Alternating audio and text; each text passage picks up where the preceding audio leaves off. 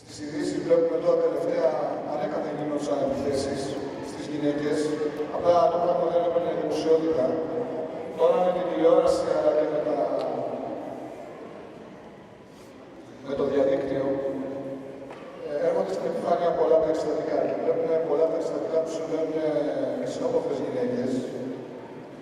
Άλλες ξέρουν να τα περισσεύουν, άλλες δεν ξέρουν να τα περισσεύουν. Ας δούμε μια όμορφη που ξέρει να τα περισσεύεται ή ξέρει ζιουζίους. Γυναική αυτοάμυνα, παρακαλώ, μουσική.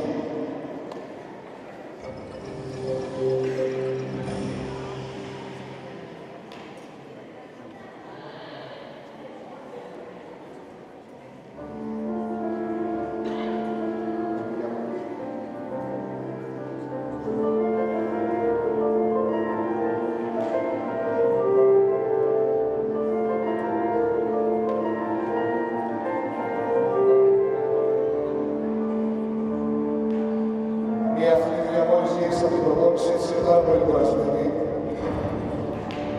Αλλά συνήθως, εκεί που δεν το περιμένεις σου έρχεται.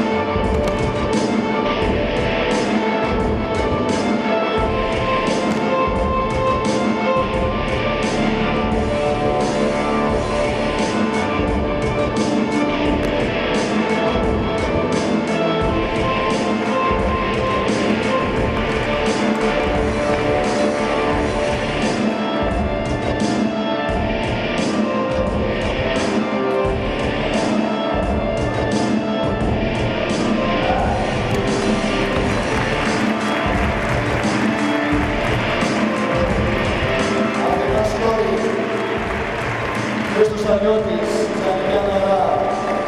Κάποτε είχαμε ξεκινήσει η πινούλια, πια